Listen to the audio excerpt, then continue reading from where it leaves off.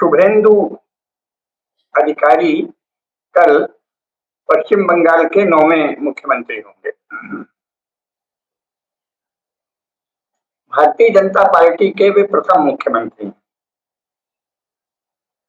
पश्चिम बंगाल हम सभी जानते हैं कि जो बंग भूमि है, पवित्र बंग भूमि, जिसके लिए इतने सुंदर सुंदर गीत लिखे गए, वस्तुतः जो वंदे मातरम है उसके जो लेखक हैं बंकिम चंद्र चट्टोपाध्याय, उन्होंने मूलतः तो बंग भूमि का ही प्रत्यक्ष दर्शन किया था, उसी से पुलकित रहते थे और देखा तो उन्होंने भारत के कुछ अन्य हिस्से भी थे, लेकिन बंग भूमि उनके चित्त में थी। जिस समय उन्होंने कविता लिखी, सुजलाम सुफलाम मलयज शीतलाम सत्यामनाम मातरम वंदे मातरम। बाकी जो कविता है वो तो संपूर्ण भारतवर्ष के लिए है, जिसमें वो उनको कमला, सरस्वती, लक्ष्मी ये सब कहते हैं, लेकिन जो धरती उन्होंने देखी थी वो यही थी। विजेंद्र लाल राय ने भी इसके बारे में बड़ी मार्मिक कविता, बहुत से कवियों ने कविता लिखी है। हमारा सोनार बांग्ला आपने कई बार सुना होगा, बड़ा प्रसिद्ध गीत है। और विजेंद्र लाल राय ने लिखा था कि सकल देशे रानी, संपूर्ण देश, जितने विश्व में देश या क्षेत्र होंगे, राज्य होंगे, उनकी सबकी रानी है यही हमार जन्मभूमि। सकल देशे रानी ऐसे हमार जन्मभूमि। तो ऐसा कहीं और देखो, देखने में ही नहीं मिलेगा, ऐसा भी लिखा था उन्होंने। अब बांग्ला का शुद्ध उच्चारण तो मैं नहीं कर पाऊंगा। ईमान देखो देशे पता नहीं क्या, तुम कहीं भी इस देश की तरह की सुंदर भूमि नहीं पाओगे। सकल देशे रानी एजे हमार जन्मभूमि, संपूर्ण देशों की रानी, संपूर्ण राज्यों की रानी, संपूर्ण विश्व के जितने भी राज्य हो सकते हैं उनकी रानी, ये हमारी जन्मभूमि, हमारी जन्मभूमि।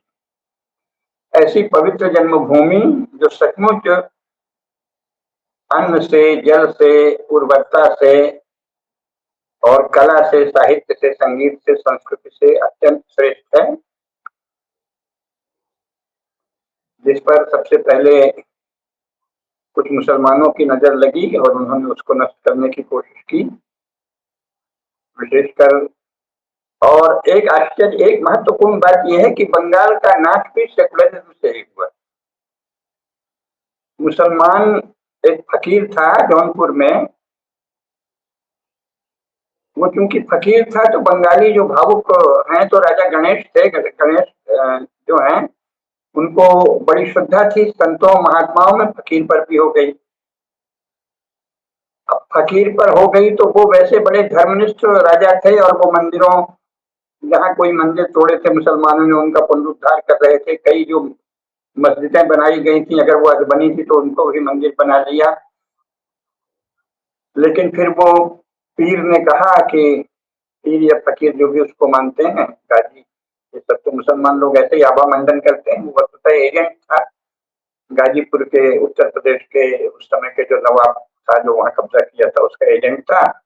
तो उसने कहा ये तो तुम बड़े गलत कर रहे हो, ये रोक दो, तो उसने रोक दी। और बाद में पीर ने इशारा किया सही समय में, जब कोई संकट की स्थिति थी तो उस राजा गणेश को उसने दबोच लिया आके। और इस बीच पीर ने उनके गणेश के बेटे को भी पटा लिया था। कुछ लोग बताते हैं कि एक अपनी मुस्लिम लड़की को उसको प्रेम जाल में उसको फंसा लिया था, तो वो मुसलमान होने को तैयार हो गया। तो इस तरह से राजा गणेश के सेकुलरिज्म के कारण बंगाल मुसलमानों के हाथ में पहली बार गया। लेकिन वो पूरा बंगाल नहीं गया था, बाकी जगह और छोटे छोटे राज्य थे, उसमें बहुत से राजा थे, रानी थी सब। खैर बाद में फिर वहां हिंदू राजा हुए, उन्होंने मार भगाया मुसलमानों को, लेकिन कई जगह छोटे छोटी मुस्लिम जागीरें हो गई थी उसी समय से, राजा गणेश के समय से, एक फकीर के दोगलेपन के कारण। ये जो अपने आप को सूफी आदि कहते हैं, इनकी नीचता के कारण तो सेकुलरिज्म से मारा गया बंगाल। इसके बाद फिर जब अंग्रेज आए तो अंग्रेजों ने वहां तरह तरह का फैलाया अपना ईसाइयत का, और बंगाली इतने प्रभावित हो गए, बंगालियों का एक हिस्सा जो ब्रह्म समाज बना लिया, तो उसने कहा कि वेद जो है वो वही हैं जो बाइबिल है। अब कहाँ बाइबिल, अगर आप थोड़ा भी पढ़े लिखे हो तो कहीं से भी बाइबिल का न्यू टेस्टामेंट खरीद लीजिए और पढ़ लीजिए। और वेद क्या, गीता या रामायण या किसी को पढ़ लीजिए, वेद तो बहुत ऊंची चीज है और ज्यादा। फिर आप देखिए कि किस स्तर की वो रचना है। आप तो हंसते-हंसते लोट-पोट हो जाएँगे। बाइबिल की जो भाषा है, आप हिंदी, बांग्ला किसी भी भाषा में अनुवाद पढ़िए, लगेगा कितने क्या कहें, लोग उसको रिलीजियस बुक कहते हैं तो ज़्यादा खड़ा नहीं करेंगे, लेकिन सचमुच कोई बहुत ही अविकसित, बहुत ही अल्पबुद्धि व्यक्तियों का गप्पों का खजाना है वो, किस्से, कहानी, गप्पें। लेकिन वो ब्रह्म समाजियों ने कह दिया कि ये वेद के समतुल्य हैं। ये भी सेकुलरिज्म की मात थी। और फिर ब्रह्म समाजियों के कारण और उधर मुसलमानों और हिंदुओं के बीच जो तनाव चल रहे थे, उसके कारण वहाँ ये जो अंग्रेज ईस्ट इंडिया कंपनी के लोग आए, पहले तो वहाँ डच पुर्तगीज बहुत आए, फिर अंग्रेज आपस में भी लड़े, उनको भगा दिया। फिर अंग्रेज जो रहे तो उन्होंने क्या किया, बहुत संक्षेप में बताएंगे आज के विषय में आने के लिए। तो फिर उन्होंने कहा कि हमको दीवानी दे दो, कई जगह के छोटे मोटे इलाकों की दीवानी ले ली। और दीवानी ले ली माने जो अंग्रेज उस समय तक, अभी आज भी, लेकिन उस समय के अंग्रेज कितने कपटी और झूठे थे कि जैसे ही दीवानी मिली तो वहां प्रचार करने लगे अपने ही लोगों से। अंग्रेज अपने ही लोगों से झूठ बोलते हैं। इंग्लैंड में कहने लगे कि हमको तो बंगाल में राज मिल गया। और जो लज्जा की बात है वो ये कि भारत में ऐसे ऐसे अभागे शिक्षित बाद में हुए आज मौजूद हैं इस समय भारत में, जो कहते हैं कि अंग्रेजों का तभी से राज हो गया जब वो दीवानी वसूल किए। कुछ तो कहते हैं 250 साल का राज है। और बड़ी लज्जा की बात है कि हमारे नरेंद्र मोदी जो प्रधानमंत्री है वो भी ऐसी ही भाषा बोलते हैं, 1000 साल से गुलामी है, 700 साल से गुलामी, क्या कहा जाए ऐसे। तो ये इससे आया है कि जो दुष्ट है, जो अस्थाई है, जो अधर्मी है, जो पापी है, वो आक्रामक है, अपना झूठा महिमा मंडन करता है। बनारस की भाषा में जैसे कहते हैं भौकाल दिखाता है, दिखाता है कि हम ये हैं, हम वो हैं, कप झूठ। और कैसे लोग हैं जो उनके दबशत में आते हैं और फिर अपने ही भाई जो उनके दबशत में, उनके दबाव में नहीं आए, उनको आंख दिखा के उनको दबाते हैं, उनसे वीरता दिखाते हैं। यानी सेकुलर हिंदू धर्मनिष्ठ हिंदुओं से वीरता दिखाता है अभागा, और उनसे चाटुकारिता करता है मुसलमानों और ईसाइयों से, मजहबियों और मिशनरियों से। तो ये क्रम चला। तो बंगाल का जब उन्होंने पहली बार विभाजन किया तो धर्म 1905 में, तो सारे धर्मनिष्ठ हिंदू जग गए। और उस समय बहुत शक्तिशाली नेता थे वहां, चितरंजन दास, विपिन चंद्र पाल, श्री अरविंद स्वयं, बहुत बड़े बड़े लोग। सबने विरोध किया तो अंग्रेज घबरा गया और उसको बंग भंग का निर्णय कर्जन को वापस लेना पड़ा। लेकिन वो इतने नीच और इतने दुष्ट हैं कि उन्होंने अगले ही वर्ष ढाका में मुस्लिम लीग की स्थापना कर दी। लगे रहे और इधर धीरे धीरे उनके एजेंट लोग, पहले तो कांग्रेस में कुछ राष्ट्रभक्त नेता भी बीच में गए, लोकमान्य तिलक, विपिन चंद्र पाल, लाला लाजपत राय जैसे, लेकिन फिर उन्होंने गांधी, नेहरू सबको पाला पोसा और उनके द्वारा, अभी उस पर आज नहीं जाएंगे ज्यादा, पर उसके उसके द्वारा विभाजन कर दिया। विभाजन के समय पहले तो उनकी योजना थी कि पूरा ही बंगाल और पूरा ही पंजाब दे दें। तो उस समय हिंदू महासभा के नेता थे डॉक्टर श्यामा प्रसाद मुखर्जी। तो उनको पता चल गई, उस समय बड़ा संगठन था हिंदू महासभा का, वीर सावरकर पहले उसके अध्यक्ष थे। फिर उन्होंने, श्यामा प्रसाद मुखर्जी बहुत बड़े विद्वान थे तो उनको समझाया, तो वो भी हिंदू महासभा के अध्यक्ष हुए उसके बाद। तो नेटवर्किंग थी उनकी, और अपने हिंदू महासभा के बहुत से लोग लंदन वगैरह भी हुआ है, तो इंग्लैंड को भी जानते थे, आप जानते हैं वीर सावरकर वगैरह से। तो फिर उनको पता चला कि ये बंगाल और पंजाब दोनों दे रहे हैं, तो उन्होंने फिर दोनों का जो हिंदू क्षेत्र है उसके विभाजन की मांग की। तो विभाजन की मांग से वो घबरा गए अंग्रेज, मुसलमानों को लगा दिए कि नहीं नहीं पूरा बंगाल पूरा पंजाब लो, लेकिन वो हिंदू इतने सजग थे कि नहीं ले पाए। फिर अंत में जाते जाते उसने, जो ब्रिटिश शासक थे, माउंटबेटन नाम का जो बदमाश था, उसने मुसलमानों को उकसाया कि तुम डायरेक्ट एक्शन करो, मार काट शुरू करो। पहले गांधी जी से कहा कि ऐसे करो कि हमको पूरा पूर्व पश्चिम में इलाका दे दो, तो हमें जाना तो पड़ेगा। दूसरे विश्व युद्ध के बाद डर के और नेताजी सुभाष चंद्र बोस के प्रभाव से भारतीय सेनाओं में भी जो तेज जगह था, राष्ट्रभक्ति का भाव जगह था, उसके डर से उसने कहा हमें जाना तो पड़ेगा, जल्दी से जाना पड़ेगा, पता नहीं कब मारकाट शुरू हो जाए।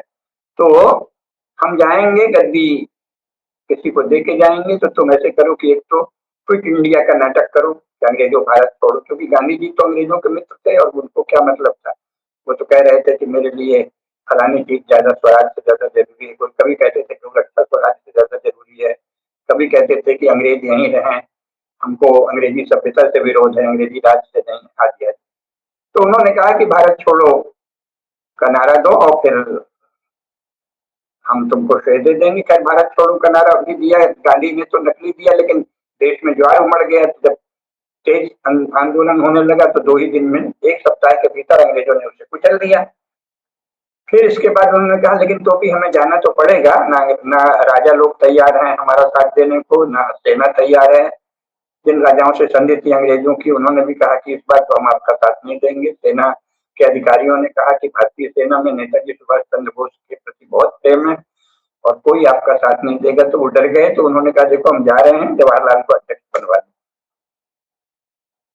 तो जवाहरलाल को बना दिया प्राइम मिनिस्टर कैंडिडेट, और फिर कहा कि पूरा पश्चिम में हमें दे दो। जब उन्होंने कहा कैसे दे दें, तो मारकाट शुरू करा दी। तो मुसलमानों से हिंसा करवाई अंग्रेजों ने, उसमें सहमति थी गांधी, नेहरू और जिन्ना की। तो इस तरह भयंकर खून खराबा हुआ, लेकिन वीर हिंदू गोपाल पाठा और बहुत से जो लोग, मुख्यतः गोपाल पाठा का आपने प्रोफेसर केडिया जी से भी सुना होगा, उनकी वीरता से फिर वो दब गए मुसलमान जो सोचते थे कि हम मार काट देंगे। तो इस तरह बंगाल में हिंदू प्रतिरोध से बंगाल की रक्षा हुई। तो इस तरह बंगाल का प्रारंभ ही हुआ मजहबी उग्रवादी उन्माद का आतंक, उसको शासकों का संरक्षण, और फिर जागृत हिंदुओं द्वारा उसका प्रतिकार। फिर विधान चंद्र राय वगैरह आए तो विद्वान थे, योग्य थे, लेकिन तो भी अंग्रेजी परस्त भी थे। जो भी शासन चला, धीरे धीरे कांग्रेस में सोशलिस्ट लोग आ गए। सोशलिस्टों के कारण जगह जगह इंदिरा गांधी की जब सोवियत संघ से संधि हुई तो कम्युनिस्टों को बहुत महत्व दिया। तो कम्युनिस्टों ने प्रचार तंत्र और कई तरह से नेटवर्किंग करके कब्जा कर लिया। और फिर उन्होंने एकदम मारकाट, यानी जो कला, साहित्य, संगीत, अध्यात्म और धर्म के लिए जो भूमि प्रसिद्ध थी, जिसके लोग इतने भावनामय कोमल थे, एक दूसरे के प्रति संवेदनशील, स्त्रियों को वहां इतना अधिक अधिकार था।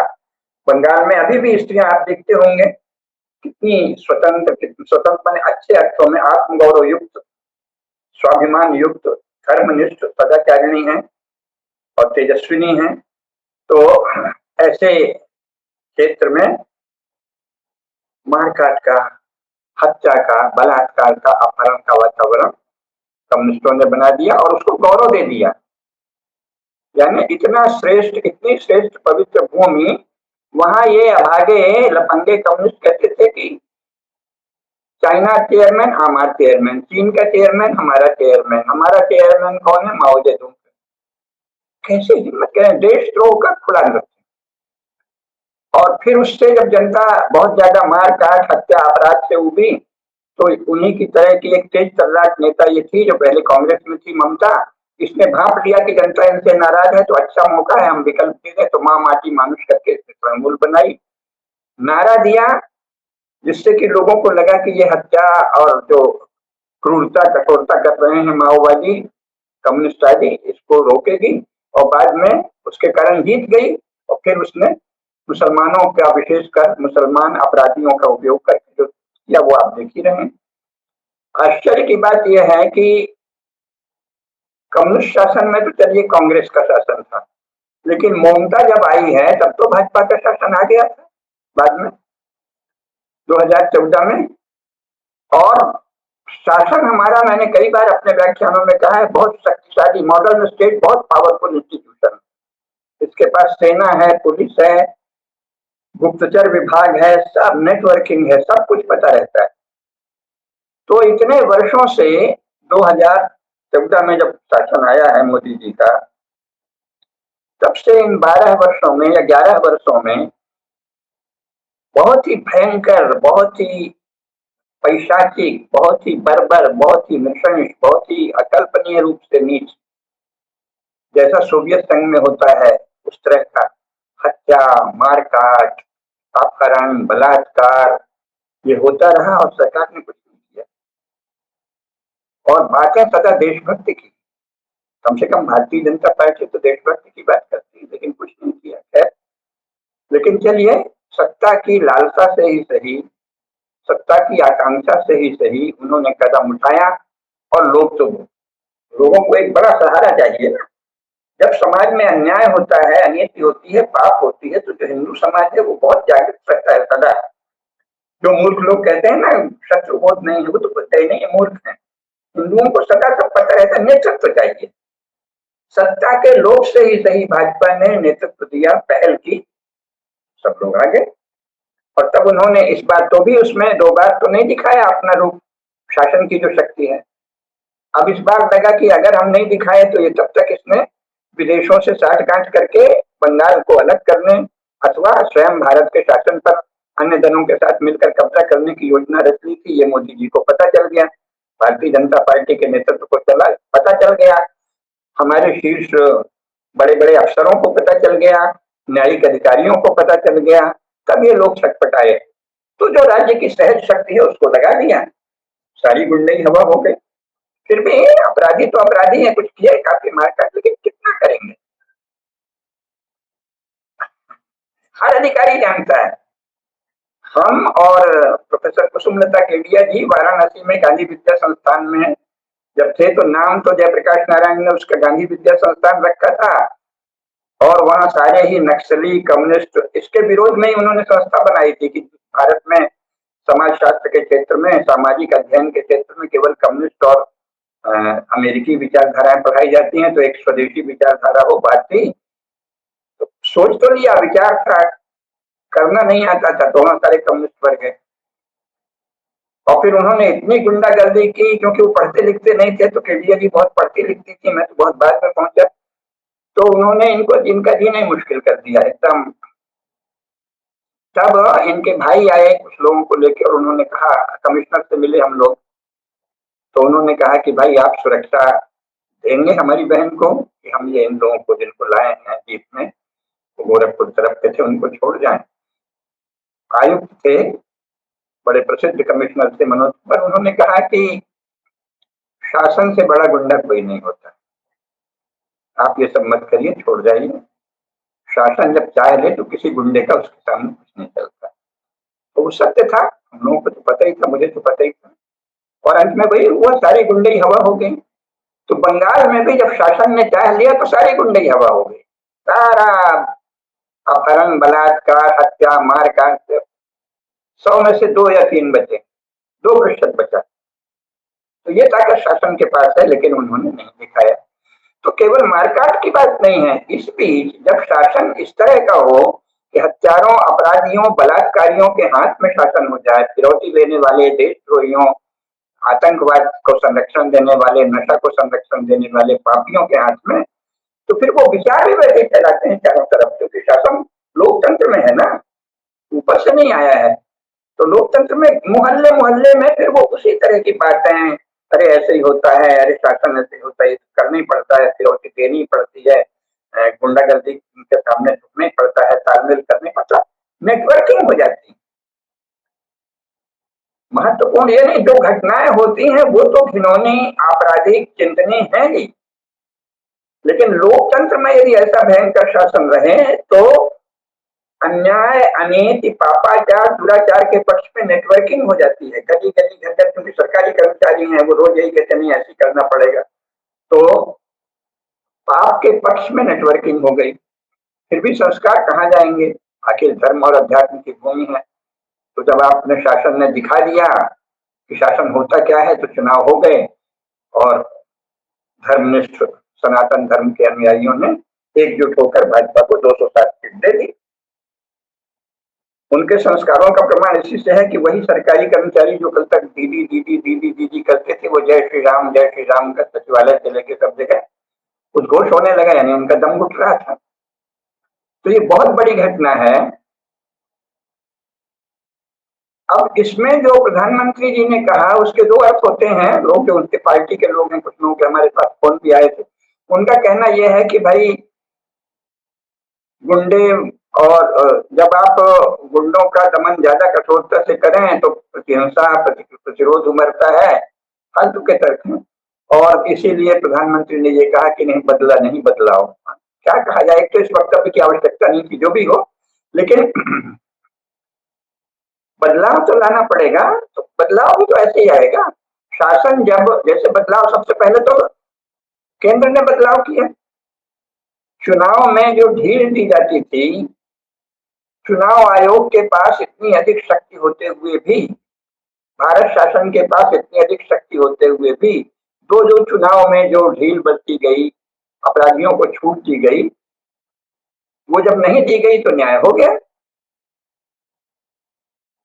तो बदलाव तो इस अर्थ में करना पड़ेगा, प्रशासन में बदलाव। तो प्रशासन में बदलाव, मान लीजिए कि आप सारी फौज इकट्ठी कर देते और वहां वो लोग अपराध करते और आप उनको कहते कि नहीं नहीं कुछ नहीं करना है, अपने ही देश के नागरिक हैं। आजकल तो मोदी जी वगैरह ये तर्क देते हैं ना कि हम विदेशी को तो मारेंगे और अपने ही देश के नागरिक है। अरे वो अपने देश का नागरिक है कि विदेश का दलाल है कि हत्यारा है? तो अगर सेना तैनात रहती और उसको कड़ा एक्शन करने के लिए नहीं कहा जाता तो कहां से चुनाव होते? तो इसी प्रकार भाजपा का शासन भी आ जाएगा और अगर वो न्याय नहीं करेगा, बदले की तो कोई बात ही नहीं, बदला शब्द उच्चारण ही नहीं करना चाहिए। बदला लेने का तो अच्छा पूरा जनसंहार कर दिया जाए, क्योंकि कम से कम 1 लाख लोग शामिल थे, तो उनका परिवार था अपराध में। तो उसमें से जो मुख्य अपराधी हैं, जिनका प्रत्यक्ष अपराध है, उनको दंडित तो करना पड़ेगा ना, ताकि शेष लोग जो हैं जो उनसे जुड़े थे उनमें भय पैदा हो। तो एक निरर्थक सी बात बदला ने बदलाव कर दी, लेकिन एक बहुत बड़ी चुनौती है शुभेंदु के सामने, शुभेंदु अधिकारी के सामने, कि वो प्रशासन में तो बदलाव लाना पड़ेगा। उस अर्थ में ठीक बात है, अगर उनका ये आशय होता तो कहना चाहिए था कि हम प्रशासन में बदलाव करेंगे, क्योंकि सबसे अधिक आवश्यकता है कि धीरे धीरे बंगाल का वातावरण बदले और वहां धर्म संस्कृति इन सबका उन्मेष फिर से हो, जो कि सदा से भीतर रहा है लेकिन दबा दिया गया। आखिर ये वही भूमि है ना जहाँ बंकिम चंद्र चट्टोपाध्याय हुए, श्री अरविंद हुए, स्वामी विवेकानंद हुए, रामकृष्ण परमहंस हुए, रानी रासमणी हुई, विजेंद्र लाल राय हुए, शरद चंद्र हुए, रविन्द्रनाथ ठाकुर हुए। अंतहीन श्रृंखला है।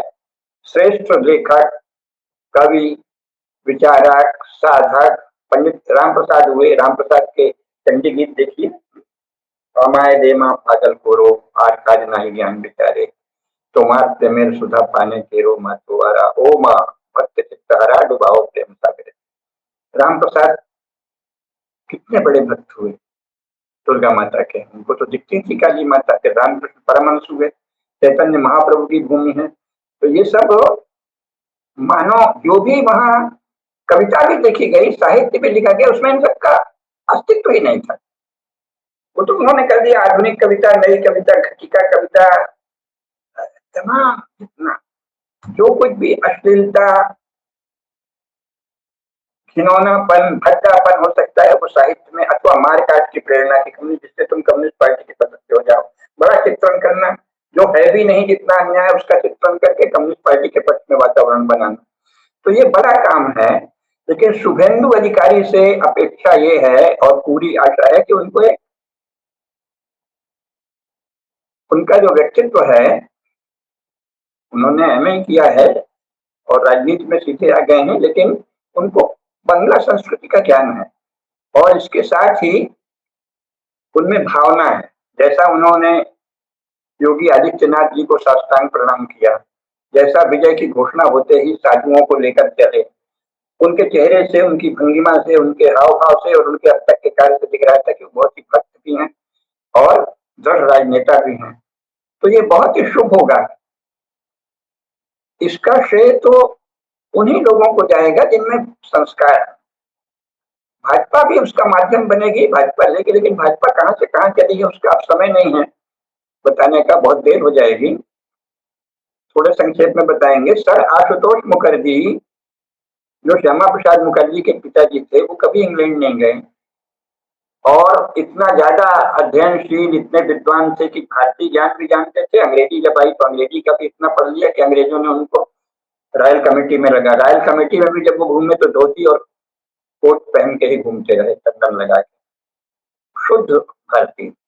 और जानते इतना थे अंग्रेजी जर्मन सब भाषाएं कि उन्होंने कोलकाता विश्वविद्यालय को पहले केवल परीक्षा एग्जामिनेशन सेंटर बनाया गया था। उन्होंने उसमें बाकायदे, पहले तो दरभंगा नरेश से उन्होंने दान लिया, फिर स्वयं राज बिहारी बोस जो विदेशों में भी काम करते थे उनसे काम लिया और वहाँ विभाग खोले। और कोलकाता विश्वविद्यालय देश का पहला विश्वविद्यालय है जहाँ बांग्ला तथा हिंदी में भी, भारतीय भाषाओं में भी विभाग खोले गए अध्ययन के। बांग्ला का सबसे पहले खोला गया, फिर और संस्कृत का भी प्रबंध। और परम विद्वान होते हुए भी तब तो गांधी जी कहीं कहीं अस्तित्व में ही नहीं थे, और वो जो इस तरह की जातिगत छुआछूत की भावना थी उसके प्रचंड विरोधी थे। तो जो आवश्यक समाज सुधार है वो स्वयं बिना किसी, उन्होंने न उसके बल पे उन्होंने कोई नेतागिरी चमकाई गांधी जी की तरह, और बहुत से लोग जो आजकल बड़े बड़े संगठन भी अपने को दिखा रहे हैं, तब ऐसा कोई संगठन नहीं था, कुछ नहीं था। अफसर आशुतोष मुखर्जी ने अपने जीवन से, अपने आचरण से वो दिखा दिया, और इतने बड़े विद्वान थे कि इन लोगों को सर की उपाधि देनी पड़ी अपनी मान्यता के लिए, जबकि धोती कोट पहनते थे। और बेटी विधवा हो गई बाल विवाह के कारण, तो उसका विधवा विवाह भी किया, सब कुछ शास्त्र सम्मत बताया कि शास्त्र में ये है, शास्त्र में। इतना बड़ा काम उन्होंने किया। फिर वातावरण जब थोड़ा बदल गया तो श्यामा प्रसाद जो उनके बेटा थे उनको इंग्लैंड भेजा, वहां से वो पढ़ के आए, और तो इंग्लैंड से बैरिस्ट्री करके आए थे श्यामा प्रसाद मुखर्जी। लेकिन जो जनसंघ की स्थापना हुई थी, पहले वो हिंदू महासभा में थे, तो जनसंघ की स्थापना में तो घोषित था कि हमारा लक्ष्य है हिंदू राष्ट्र की स्थापना। और वहां से भाजपा कहाँ चली है कि भाजपा के सदस्यता प्रपत्र, भाजपा ऐसा आचरण क्यों कर रही? लोग तो, हमारे लोग, जो लोग भाजपा के समर्थन में हो, कुछ पढ़ते ही लिखते नहीं, कुछ जानते ही नहीं। उनको लगता है ये तो हिंदुओं की पार्टी। अरे भाजपा का सदस्यता घोषणा पत्र कर लो, पढ़ लो, उसमें लिखा है कि धर्मनिरपेक्षता पर हम आस्था रखेंगे, और साथ में थोड़ा एकात्म मानव दर्शन भी कह दिया। एकात्म मानव दर्शन दीनदयाल जी के भाषण है, उसके बाद कोई व्याख्या तो आज तक किसी बड़े नेता ने भाजपा की नहीं। एकात्म मानववाद, राष्ट्रवाद और धर्मनिरपेक्षता, कहीं हिंदू शब्द लिखे नहीं है। धर्मनिरपेक्षता की शपथ लेकर ही कोई भाजपा का सदस्य होता है। तो ये एक बड़ी समस्या है, बड़ी चुनौती है, और इस चुनौती को अभी के जो नेता उपलब्ध हैं उसमें सबसे ज्यादा शुभेंदु अधिकारी ही ठीक कर सकते हैं, क्योंकि उनमें संस्कार है और उनमें उस तरह की मूर्खता नहीं है कि अब क्या कहें, हमको तो बस ये कह दिया गया है, तो पहले हम हिंदू राष्ट्र कहते थे, अब हम जो है धर्मनिरपेक्षता जपेंगे। अनुशासन के नाम पर जीवन में सदाचार का अनुशासन नहीं, बस केवल आस्था के बदलने का अनुशासन हो गया है आजकल। अपने आप को हिंदुत्व संगठन कहने वाले बहुत से लोगों में, शुभेंदु अधिकारी में सचमुच परंपरागत संस्कार है, और साथ ही उनके संपर्क हैं अध्यात्म के, धर्म के नेताओं से, तो इससे एक बहुत बड़ा विश्वास जगता है। और हम सब लोग भगवान से प्रार्थना भी करेंगे कि जगदम्बा कृपा करें, माँ काली कृपा करें, भगवान श्री राम की कृपा हो कि फिर से बंग भूमि जैसी वो 1947 तक थी, कला, साहित्य, संस्कृति, धर्म, अध्यात्म में जो लेखक इस तरह के हो रहे थे, बाद में भी हुए, रविन्द्रनाथ ठाकुर के बाद भी हुए, लेकिन तो धीरे धीरे कम्युनिस्टों ने अपना पंजा अपने पंजे से दबोच लिया साहित्य, संस्कृति और बौद्धिकता के क्षेत्र को। वो भी मुक्त करेंगे शुभेंदु, क्योंकि ममता का भी चित्त का आधार तो वही कम्युनिज्म ही है। नागनाथ और सापनाथ की, या नागिन और सापनाथ की लड़ाई थी कम्युनिस्टों की और ममता की। तो ये इसको अच्छे से दिखते हैं। योगी आदित्यनाथ से जो उनका व्यवहार था, सन्यासियों से जो व्यवहार है, भाषा जो उनकी है, भाव जो उनका है, उससे फिर से जो भारत माता की वंदना वंदे मातरम में की गई है, तुम्हें विद्या, तुम्हें धर्म, तुम्हें हृदय, तुम्हें मर्म, तुम भी प्राणा शरीरे, इसको बड़े भाव से शुभेंदु भी गाते हैं। और इन लोगों में कुछ संस्कार हैं, तो ये एक नया सूर्योदय होगा हिंदुत्व का, हिंदू चेतना का। और इसमें अभी की जो स्थिति है उसमें बंगाल में ही वो परिवेश है भाजपा में कि जो इन चीजों को ला सकता है, क्योंकि बाकी सब योगी आदित्यनाथ के पास भी है, लेकिन संपूर्ण उत्तर प्रदेश में कोई उस तरह का भाव जागरण श्री राम मंदिर को लेकर तो हुआ था, लेकिन साहित्य और संस्कृति के क्षेत्र में तो अभी भी उसी तरह के लेख, उसी तरह की कविताएं, वही पता नहीं कहाँ का कूड़ा कचरा चल रहा है। लेकिन बंगाल में बहुत ऊर्जा है, हमें विश्वास है कि साहित्य और संस्कृति में भी काम होगा, क्योंकि जब साहित्य, संस्कृति रंग, कर्म, कलाओं इनमें काम होगा तो ही भावना बनेगी।